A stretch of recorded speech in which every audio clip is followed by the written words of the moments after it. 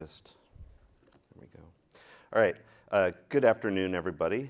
My name is Daniel Bittman, and I'm from Elephance Memory, where we're building MemOS, an operating system and programming model designed for data-intensive applications and emerging memory technologies. So in this talk, I'm going to be talking about our programming model and how we can apply that programming model in an AI retrieval augmented generation pipeline so we can see how the way that we build data structures impacts and improves key metrics like performance. So, no matter how much hardware we seem to throw at the problem, data-intensive applications keep on being data-intensive, right? They continue to demand high amounts of throughput and capacity and parallelism, from the hardware, right? Taking AI as an example, we're seeing this trend from the massive amount of data that exists and needs to be processed, and the sort of limitations in the hardware and in the software models are now becoming more and more apparent as we have to process more and more data at higher speeds. As these models grow, right, they're exposing these limitations on our hardware and our software models, but on the hardware side, we're seeing new interconnects, like things like CXL and UA-Link, that promise pooling and sharing and memory disaggregation and things like near data processing or processing in memory, all with the goal of giving us this sort of widespread data sharing with like local compute. We may think that new hardware is a panacea, but memory sharing isn't quite enough to give you data sharing, right? If we can abstract and disaggregate memory well after this flurry of activity around new interconnects and new memory devices, we'll still need to ensure that our data is now abstract over that new hardware and that it's in a format that is amenable to widespread sharing. There's a lot of complexity in there. It's not just in the sort of interaction between all these heterogeneous devices themselves, but also in the data layout, choosing optimization strategies, and then efficiently moving and sharing data across a number of nodes. There's a lot of wasted CPU time and energy due to the friction between what the applications want to do and the hardware and what it can do, and then the interfaces that the system software provides. Right? So the challenge is to enable widespread data sharing, even for data structures that are very complex and contain things like pointers, data references, graph-like structures, things that are traditionally more difficult to move. So the data gravity principle implies the need for near data processing, but of course, when you have these complex data structures and you have to do things like pointer chasing over graphs, it can be quite challenging to actually share those data structures efficiently. Right? I mean, if I build an index out of virtual addresses, then I will either have to coordinate that address space ahead of time among the devices that want to be able to understand those pointers, or I will have to transform the data in some way so that it can move across context boundaries. Right? And so this is often, people resort to serialization, or they resort to some kind of high coordination solution. And so our goal is to have these considerations for data representation that let us do widespread sharing of vast kinds of data structures, including graph-like structures, while using global compute metaphors that can operate on this data and then can be optimized to local devices with compiler optimizations and pushdown and stuff like that. One of the ways that we can see how this comes out in our programming model is a focus on parallelism. So, we have this focus on full stack parallelism, enabling not just widespread sharing of data across a number of nodes with our memory objects, which I'll talk about in a little bit, but also being able to optimize, down to the smaller level where we can then, execute compute kernels on vector engines over our data, for example. This is really important, and one of the ways that we do this is by our use of open formats for data and compute. So these are great because they give us the stable in-memory representation that we can compute on anywhere, and they have widespread support for industry standardization. Like for example, in this talk, we'll be using, in this talk and in our demo, we use Apache Arrow to store our vector and tensor data. And then we can use the Arrow compute kernels as well in order to push down some of those compute operations. So this is really important for independent scaling of memory compute, particularly the ability to widely spread data without having to spend a bunch of extra time and wasted time processing it. So let me talk a little bit about MemOS here. So a primary goal of MemOS is to get out of the way of applications directly accessing data. right? So an application running in user space can directly access data within a memory object, and there is no interposition on the I/O path or on any of that with the kernel and the operating system, except in a few very limited cases. We get out of the way as much as possible. So by building data structures, for example, collections of vectors or a graph or even things like a B tree or a hash map into memory objects, these data structures become invariant of their location, and then they can be easily moved and shared between a bunch of nodes, even for very complex data structures that have pointers. And then what we can do is we can wrap that up into domain-specific frameworks and libraries so that we can abstract some of that complexity away and allow programmers to interact with the data types they're used to interacting with. So let me talk a little bit more about memory objects. So memory objects are regions of memory that contain data that is invariant, and it can be fluidly moved between nodes or shared from a memory pool across a number of different nodes, and they can all look at the same data and make the same sense of it, even for pointers, right? So like they don't have, there's no virtual addresses that are stored within these objects. Instead, we store these invariant pointers that don't rely on the virtual address space in which they were created in and don't use virtual addresses, right? So the end result there is that I can now move these objects that contain these pointers across virtual address spaces, and I don't have to worry about translating them.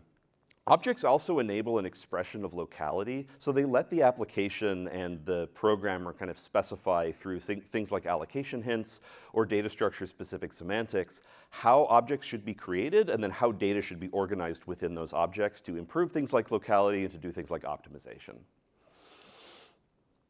So I want to go through a quick example of how we can use memory objects to build some data structures in a real-world example of doing a retrieval augmented generation AI pipeline here. So this is a good example because it exercises a bunch of different data structures that all have to kind of come together, right? There's a vector store, there's indexing over the vector store, there's the embedding model, all these kind of things. And it all uses sort of graph-like structures and vector-like structures. So for example, as part of doing the retrieval part of the RAG pipeline here, we have to be able to search through a vector database and find nearest neighbors. And so the way that we're doing this is with an HNSW index that we built. This HNSW index is built to be invariant. It can be it's stored within memory objects, and so it can be loaded into memory and accessed immediately.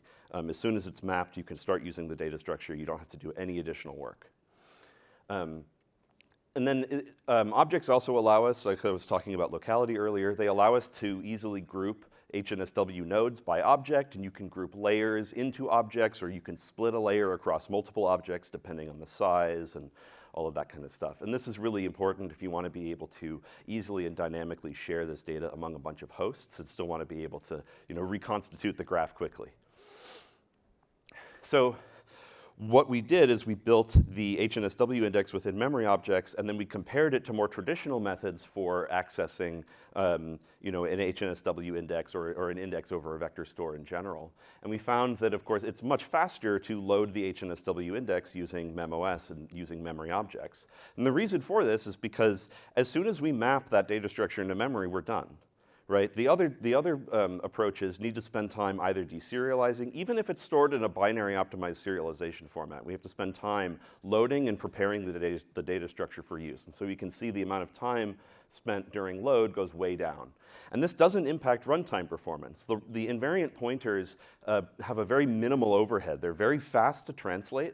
And then once you do, they can be aggressively cached through the compiler optimization. And so as a result, you don't really see a significant change in the HNSW search speed. And then if you compare this to something like FACE or an existing vector database running on Linux, you can see there's also improvement there. So the second part that I wanted to talk about here is the tokenization part of the pipeline. This is a really important part of the pipeline. Of course, the query, and then you're converting it into a list of integers so that we can process it. And it's actually a really complicated data structure. Loading the tokenizer takes a lot of work. It's often distributed as just a giant JSON file, but even if it's been serialized into some binary optimized serialization format, it still requires a lot of work to load it and then to deserialize it and to get it ready to be able to use, to get it ready to actually run an encoding operation, right? If we do it with memory objects, we can instead store the vast majority of that data structure immediately inside of a memory object, so that when it maps back in, we can start using it immediately. This is really important, right? There's a huge amount of additional virtual state that needs to be built around the tokenizer struct once the data is loaded in order to be able to use that data efficiently. There's caching data that needs to be put together. There's the actual lookup tables that need to be built. All of this stuff needs to be built in memory when you load the tokenizer. But we don't need to do that because we can store all of those primitive data structures within memory objects and then use them immediately. And so as you can see, the result is significantly faster to load, and then as a result, it's significantly faster to get to that first encoding and then finish that first encoding as well. So let's look a little bit at where some of these performance improvements are coming from. So the focus on memory mapping as data access is a big part of it, right? Like I said, the data structures, when they're mapped, they can be used immediately. But there's a few other parts. So we have different semantics for varying consistency models of memory. We're able to, because MemOS uses the virtual addressing hardware a little bit differently, we're able to reuse and cache some of the page table structures and deal with large mappings a little bit better. And so as a result, you see the number of page faults go way down as well. This is an important performance metric too. When you're loading a lot of these large data structures, the goal is to get the kernel out of the way as much as you can. You're either going to do I/O, where you're calling read and write, and that's a bunch of system calls, or you might mmap the thing into memory and then start touching that memory. But whenever you touch a new piece of memory, that's another page fault that goes into the kernel.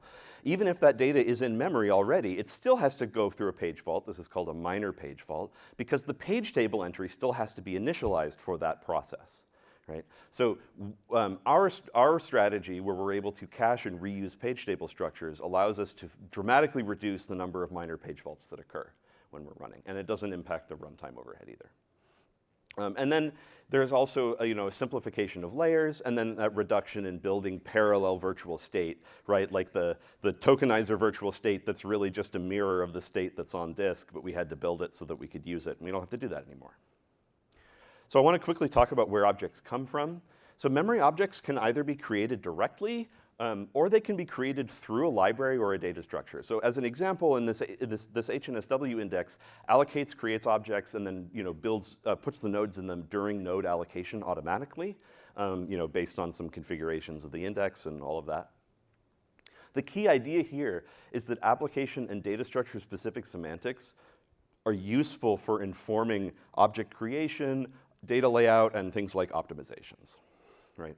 And while this is generally abstracted from the programmer through the use of existing frameworks that they're familiar with, we can still provide programmers with direct access to object memory, as long as they're willing to, bypass that safety boundary a little bit. Last two things I wanted to talk about are security and interoperability. So, AI applications are ushering in a huge range of new security challenges, but they're also exacerbating a whole bunch of old ones as well at scale. One of the things that we're doing with our programming model is we're doing a lot of in-memory programming, because that gives us very efficient and fast access to these data structures. But as a result, it means that we have to rely on the pointer semantics of the language quite a bit. Fortunately, we're writing this in Rust, and Rust has been doing a lot of really good work recently with strict provenance in the standard library. This is great because it allows us to have a much more formalized understanding of liveness and correctness of pointers and mappings. And when you combine that with the ownership model that Rust gives us, this allows us to very efficiently track live memory ownership and shared immutable access. And that turns out to be extremely important for optimization. Immutability changes everything, as Pat would say. So the last thing I wanted to say is about interoperability. So one of the core parts of interoperability for us is our use of open data formats. And we want to be able to, we're using the Apache Arrow stuff for our vector formats. We want to be able to work with and contribute back to open formats for graph data as well, particularly ones that enable the kind of widespread sharing that we're trying to build. And then secondly, data sharing can also be accomplished via existing protocols and standards. So interaction via something like PNFS to provide a name spacing and storage across a wider area, or things like FAMFS to do, interact with Linux via CXL and stuff like that.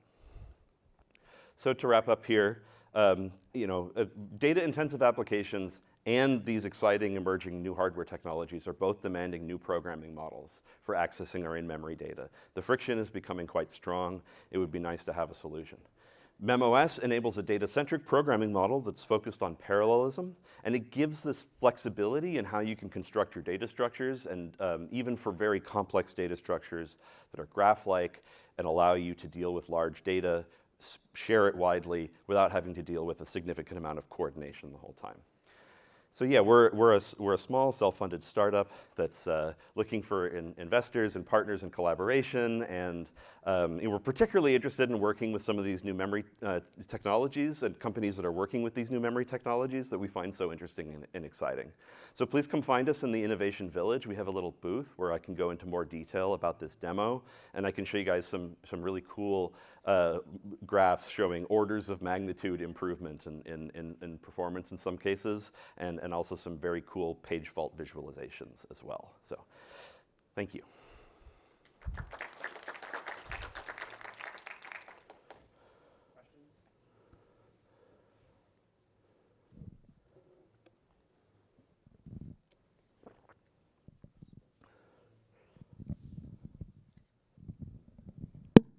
Thanks for the nice presentation. So for many of these operations, I'm just trying to see from a networking side, do you need very fine-grained communication?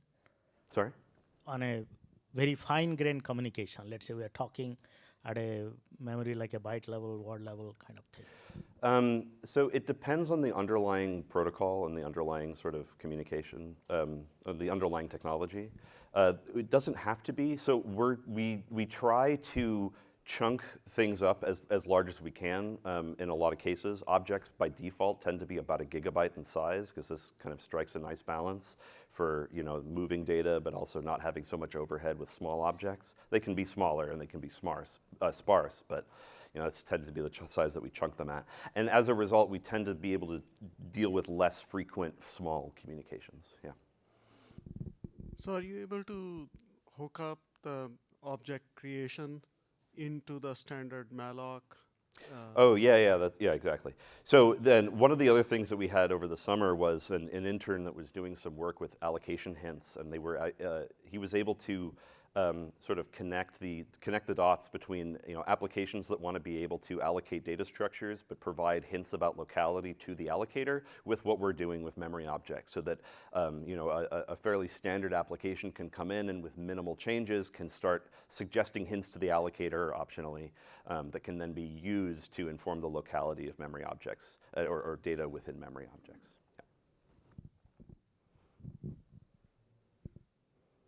All right, thank you, Daniel. Thank you.